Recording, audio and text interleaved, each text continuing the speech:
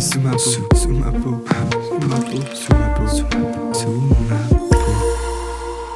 Bonjour et bienvenue dans cette extension de vidéo par rapport au portrait d'artiste de Chloé. En fait, on voulait vraiment faire un format où on présente ses pratiques et qui est Chloé, mais on a un passé commun, ou en tout cas un passif lié à une certaine consommation en commun, qu'on voulait aborder parce qu'on trouvait que c'était assez important. Donc voilà, vous avez le droit à une seconde vidéo, une petite extension comme ça pour parler de drogue, tout de simplement. Sujets, ouais, un De peu sujets. controversés et un peu cachés dans Ouais. l'univers de l'art. Donc, cet épisode, il est dédié un petit peu à ce qu'on peut assimiler aux artistes, ou en tout cas, il y a souvent cette image de l'artiste torturé, qui souffre, qui est dans la douleur. Aussi, on a glorifié pendant longtemps ça. On voit, par rapport au Club des 27, par rapport à plein de choses, c'était vraiment l'artiste maudit. C'est celui qui a des choses à dire, il faut forcément être dans la souffrance pour avoir quelque chose à dire aussi, quelque part. Matière à créer. Matière à créer, c'est ça. Et c'est vrai que ça peut être un moteur. Nous, ça l'a été, parce qu'on a eu besoin d'exorciser certaines choses. Mais avec Chloé, on s'est dit ce serait bien qu'on revienne sur une certaine période de notre vie. Donc on va vous la partager maintenant. Moi, je l'avais déjà un petit peu parlé dans le podcast des addictions avec Alexis, mais pourquoi pas en reparler là maintenant pour avoir ton point de vue aussi. Comment tu aimerais aborder la chose ? Je sais que tu voulais parler de la parenthèse consommation pendant et après, Ouais. parce que on a arrêté, on est sorti de ça complètement. 3 ans que je suis sevrée. 3 ans. Ouais. Bravo. Et les côtés positifs et négatifs aussi de cette consommation, parce que bien sûr, on n'est pas là pour juger ou pour dire que tout est blanc ou tout est noir. Il y a des nuances à apporter, nuances que je trouve en 2025 on a du mal d'ailleurs à aborder. C'est jamais binaire, la vie, et rien n'est binaire de toute façon.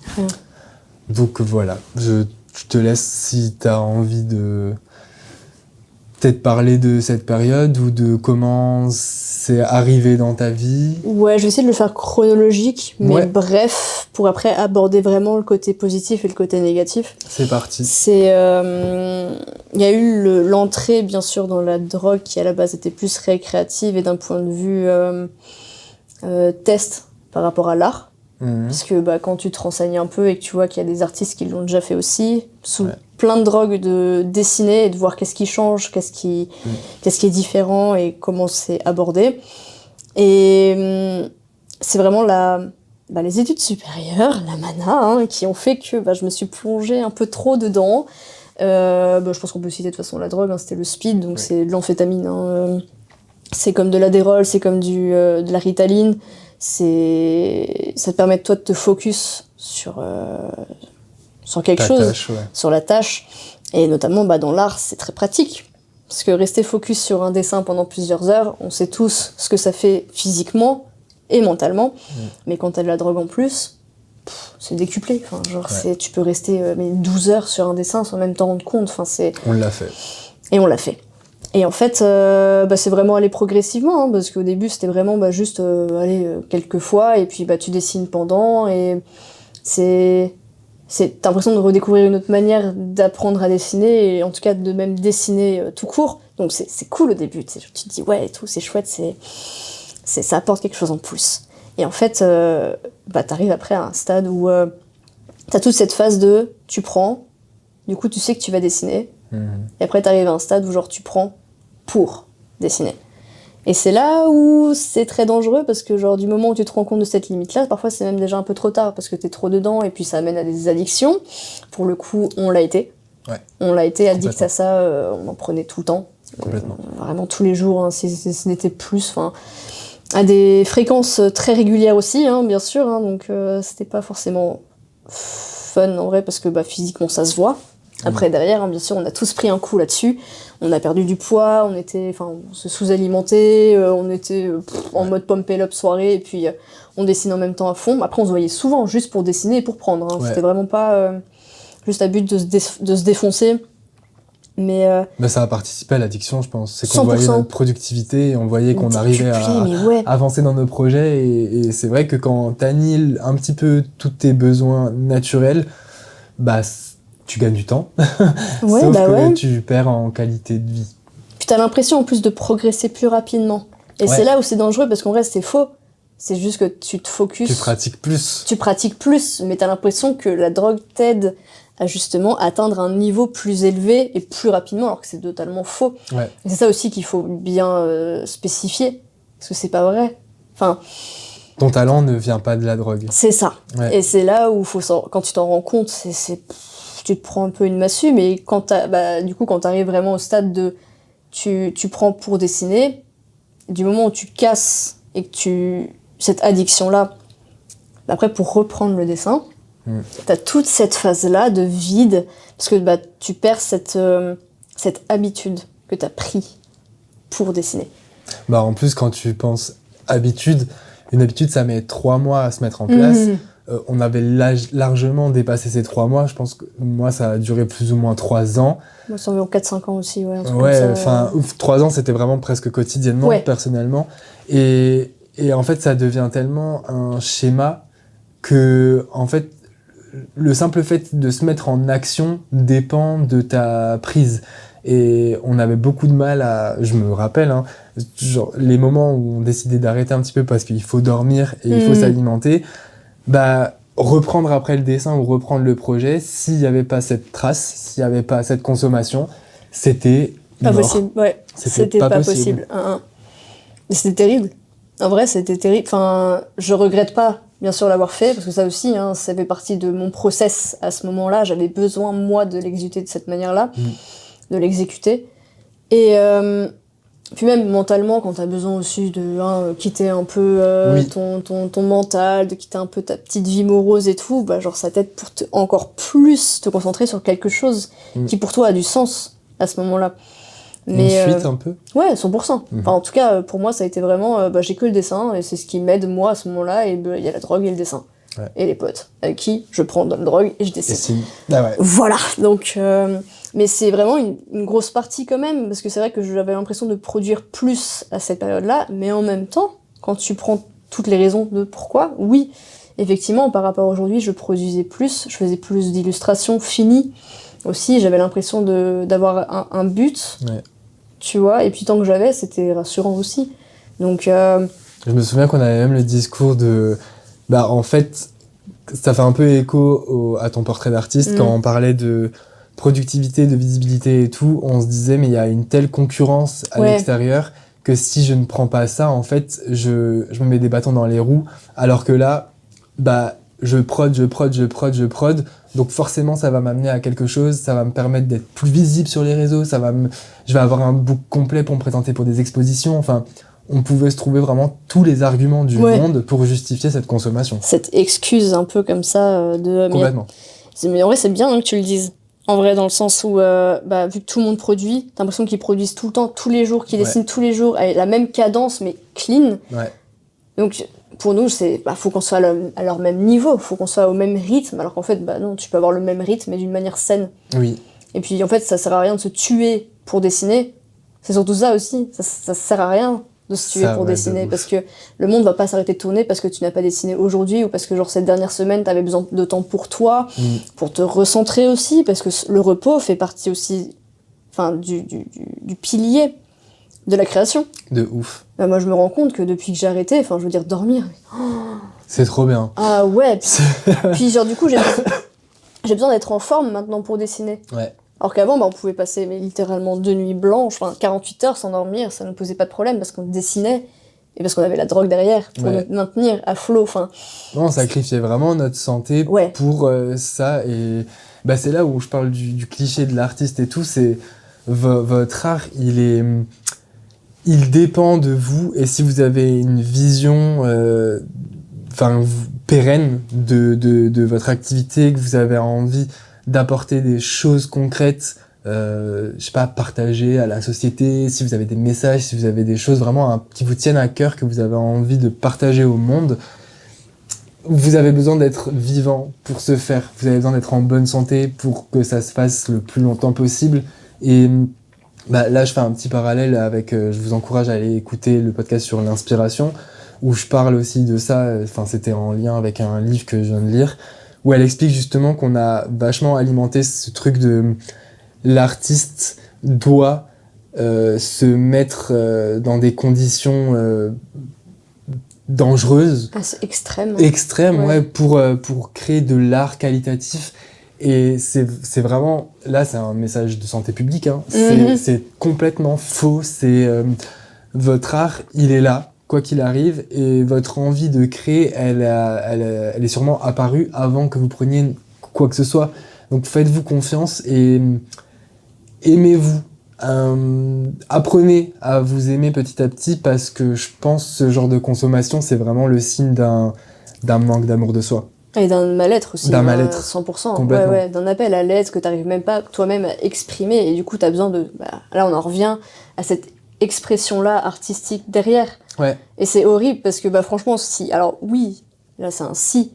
On avait pu faire les choses autrement, je l'aurais fait autrement, mais ça aurait pu être autre chose, peut-être même beaucoup plus néfaste. Oui. Donc, vaut mieux peut-être... Enfin déjà on s'en rend compte aussi par rapport à notre expérience là, c'est que je suis contente d'avoir créé toutes ces choses-là sous ces influences-là, mais pour rien au monde, je recommencerais. Ça, c'est un truc vraiment où s'en sortir, c'était beaucoup plus dur que genre de se lancer dedans, de toute manière. Ça, on sait. Mais c'est tout ce qui s'ensuit, cette espèce de blocage, ce blocage artistique qui a duré chez moi, je crois, un an et demi, facile, presque même 2 ans. Pareil, exactement. Oh, c'était dur, parce qu'il faut avoir de nouveau confiance en ce que tu peux créer sans ce substitut-là. Alors que t'étais déjà capable de le faire avant même que tu prennes. Ouais. C'est ça aussi, tu vois. Alors oui, t'as pas les mêmes aisances aujourd'hui artistiques qu'à l'époque. Ouais. C'est oser accepter que tu es capable de recréer sans. Ouais. Mais juste ça, en vrai, ça peut paraître si simple dit comme ça, mais en vrai, à l'exécuter. Ouais. Même c'est une pression que tu te mets après à toi-même, t'as l'impression que t'es plus capable de créer, alors que c'est censé être ton moyen à toi, rien que pour vivre, ou même pour dire ce que toi t'as envie de montrer. À fond. C'était très frustrant. Et puis après, j'avais des proches qui essayaient de me soutenir derrière, mais en fait, j'ai l'impression que ça me poussait trop vite. Dans moi, mon process de guérison, déjà genre mental et physique aussi derrière. C'est très personnel. Ouais. Ouais. Et donc, est-ce que ça valait le coup ? J'aurais jamais vraiment de réponse à ça. Oui, non, c'est propre à chacun. Mais c'est franchement le hard block qui... C'est chiant déjà d'avoir le syndrome de la page blanche en général. Mais en plus de ça, quand tu sais que t'es même plus capable genre de te poser devant un dessin, parce que genre le côté TDAH, de la chose qui a été complètement perturbée par la drogue, c'est ça aussi, hein, les TOC. J'avais oublié. En fait, genre, j'ai pas été diagnostiquée ou quoi que ce soit, mais je sais que j'ai développé... à se concentrer sur... 100%. Maintenant, ça commence à revenir, évidemment. Et puis, genre, je peux me poser des heures sur quelqu'un pour le tatouer, il n'y a aucun problème. Hein. Je suis dedans, il n'y a pas de souci. Et j'arrive à faire la part des choses. Pareil pour un dessin maintenant aussi. Ouais. Mais à l'époque, c'était limite, il fallait que je le fasse vite. J'avais besoin de le faire vite parce que le cerveau allait vite à l'époque aussi. Et donc, on allait vite. Donc, c'est se retrouver sur les mêmes rails maintenant, aujourd'hui, par rapport à l'époque. Ouais, faut le construire ton chemin de fer. Hein, non, c'est clair. Donc, Et maintenant, quelques années après, comment tu te sens ? Mieux. Ta façon de créer, elle est revenue, c'est bon. Ouais, ça à 100%. Puis je me suis entourée aussi des bonnes personnes pour pouvoir. Ça, c'est très important. Ouais, c'est à l'entourage. Parfois, on pense qu'on a que eux. Parfois, il faut faire un peu de ménage. Il faut se choisir.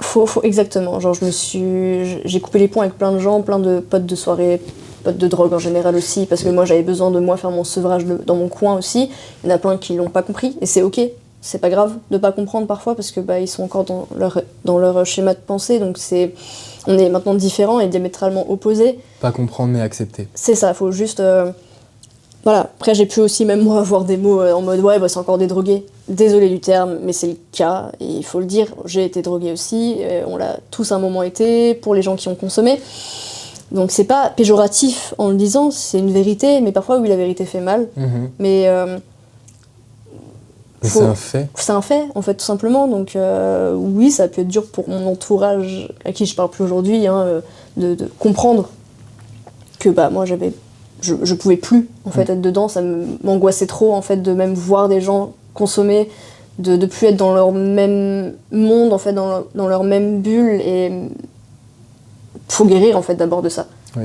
Pour après pouvoir créer. Parce que sinon, Après, il y en a, je pense qu'ils ont réussi à guérir en dessinant aussi, en continuant de créer. J'allais dire, finalement, c'est un peu l'art qui nous a... Enfin, on pensait que c'était l'art qui nous poussait à consommer, et finalement, c'est vraiment l'art qui m'a sauvé, quelque part. C'est que je me suis rendu compte que, non, en fait, c'est ta forme d'expression la plus naturelle, la plus authentique. Oui. Donc, je peux pas la lâcher, et en ayant ça à l'esprit, petit à petit, je suis retourné vers ça en laissant mes croyances limitantes de côté, en essayant de me dire non, en fait, ce qui me plaît vraiment, c'est la création, c'est le fait d'aller au bout de mon projet, c'est le fait de créer, tout simplement. Et quand petit à petit on arrive dans ce chemin-là et qu'on laisse les drogues de côté, la fierté qu'on en retire, elle est énorme. 100%. Vraiment. C'est un truc de fou. Là maintenant, quand je finis une toile, je me dis mais waouh, tu l'as fait, c'est toi, c'est vraiment, c'est de toi à toi, il y a rien qui t'a aidé à aller au bout de cette chose, tu t'es reconnecté à toi-même, et du coup ce que tu fais, contrairement à ce qu'on pourrait penser, ça a plus de valeur et ça a plus de profondeur que lorsque on faisait une quantité de choses à la suite, mais finalement on n'était jamais réellement à fond dans... Enfin moi mes peintures, oui, elles m'ont beaucoup aidé, et elles m'ont aussi aidé à retranscrire un peu mon mal-être vis-à-vis de la consommation. Mais même là, c'était un avertissement où, quand j'ai fait la toile à amphétamine, en fait, mon subconscient, il me disait « Regarde-toi, regarde à quoi tu ressembles là ». Et ça m'a fait peur. Et petit à petit, je me suis dit « Non, je vaux plus, on vaut plus, et je veux voir jusqu'où je peux aller. Pour ce faire, il faut que je prenne soin de moi ». Ah ouais, mais c'est le mot d'ordre. Hein. Prendre soin de soi. Ouais. Prenez soin de vous. 100%. Parce que on a beau aimer être des artistes torturés quand tu t'exprimes et que genre quand tu vas pas bien et tout, on en a fait plein, mais genre il y a un côté un peu gratifiant, c'est genre de réussir à exprimer quelque chose sur papier que tu pensais pas réussir à faire, et on aime créer par le mal. En tout cas, moi, je sais que j'aime créer quand je vais pas bien, mais en fait, je me suis rendu compte aussi que créer quand tu vas bien, c'est un tout autre aspect que je pensais pas forcément vivre, tu vois, en tout cas conscientiser, parce que avant même d'aller pas bien, il y a forcément la période où tu vas bien, en tout cas pour ma part, je réfléchissais pas trop, tu vois, genre juste dessiner parce que j'aimais dessiner. C'est ça. Et après il y a toute cette phase de, genre la vie a fait que, il y a des traumatismes, il y a des états d'âme, il y a des événements qui sont marquants et qui font que ton état mental se retranscrit et ça se voit. Et c'est ça. Et comme dit, ça devient un exutoire, mais c'est chouette, tu vois, de ressentir ça. Enfin, moi, en tout cas, j'aimais beaucoup ce sentiment-là, parce que j'avais encore l'impression de me sentir vivante quelque part. Ouais. Mais dessiner quand tu vas bien, créer quand tu vas bien, et c'est... Oh. Mais je pense que c'est une vision globale qu'il faut avoir. C'est, en fait, on peut créer... La forme va changer selon ton humeur et comment tu te sens, mais oui, tu as le droit d'exprimer des choses négatives quand tu te sens pas bien, tu as le droit d'exprimer des choses positives quand ça va.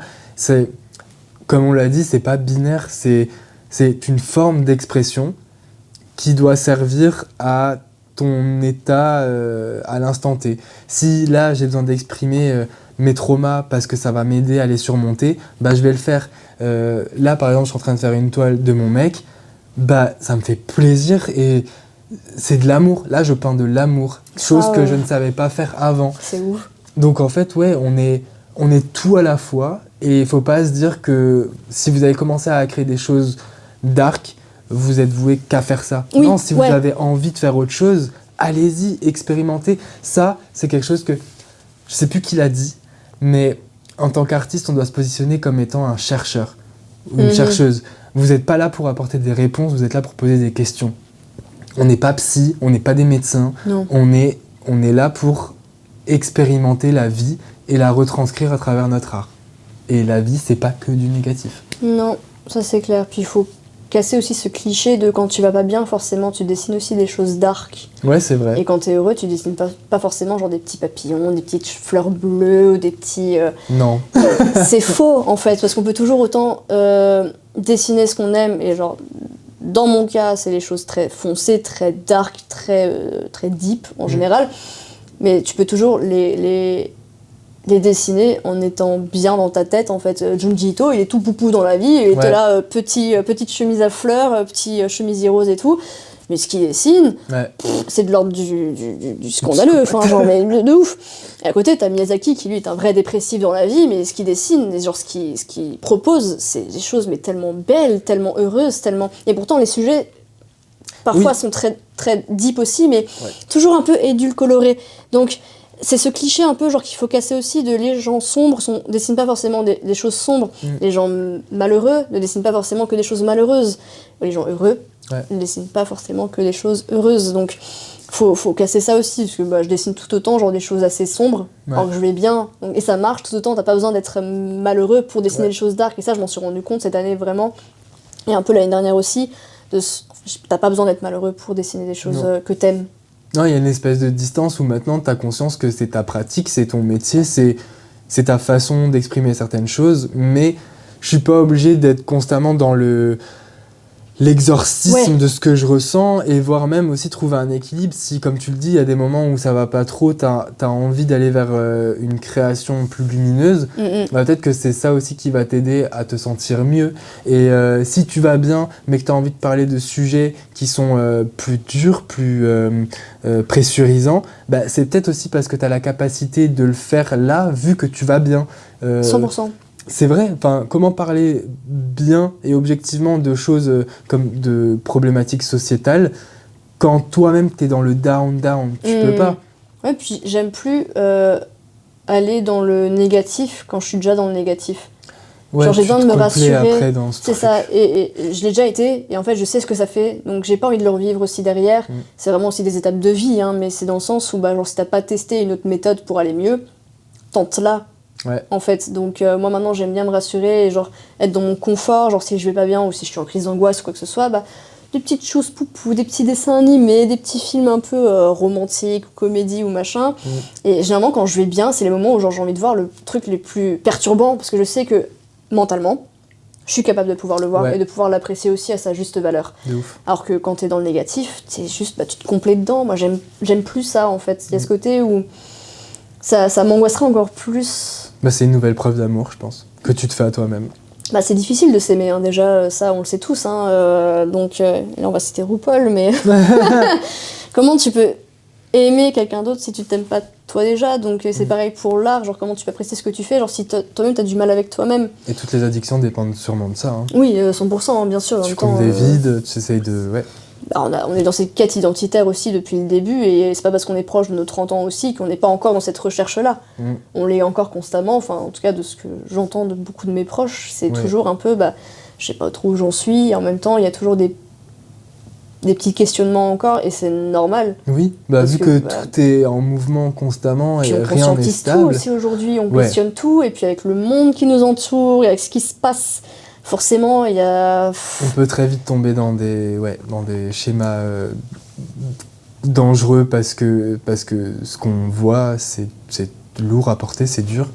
Et donc tu cherches une fuite. Et la drogue a été une fuite. Entièrement, en tout cas, pour toi comme pour moi, ça a été une fuite. Et on aimait ça. Ah oui. Une sorte de pause, en fait, par rapport à ton mental. Tu fais, non, mais c'est bon. C'est comme une tâche que tu veux remettre à demain. Mais que tu remets à 5 ans plus tard. Et après, parce que ça aussi, quand tous les traumas refont surface, quand tu stoppes quelque chose qui t'a mis en pause, tout ce questionnement-là, toute cette introspection, je saute à personne, donc allez voir des psys. Ça, super message. Non mais pour de vrai, genre qu'on aille bien ou qu'on n'aille pas bien, parfois les psys font du bien. Genre ça te permet toi de pouvoir...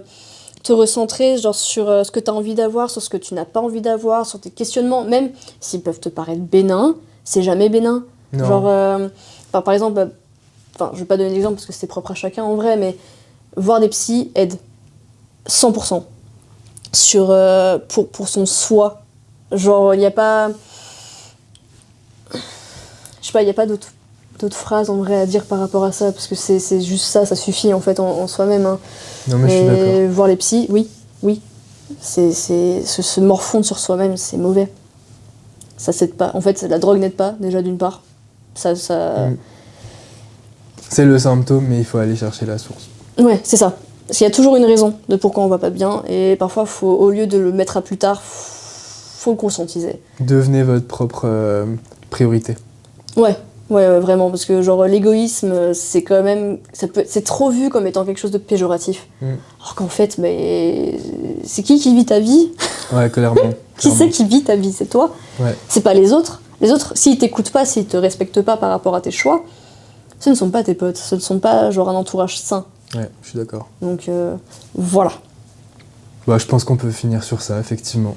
Ouais, je pense aussi. Je pense que c'est le meilleur moyen de pouvoir finir sur quelque chose quand même de positif. Le soi est important.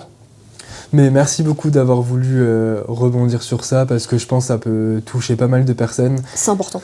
Et on en connaît, donc on espère que ce petit discours vous aura fait du bien. Si vous avez des questions, ou même si vous voulez plus en apprendre sur nos expériences par rapport à ça, par rapport à la drogue, par rapport à la consommation, n'hésitez pas à mettre des commentaires ou à nous écrire en DM. Vraiment, si c'est pas dans le jugement, mais que c'est vraiment pour un partage d'expérience et essayer d'aller mieux ensemble, c'est avec grand plaisir. Le podcast, vous savez qu'il est là, qu'il est fait pour ça, donc voilà.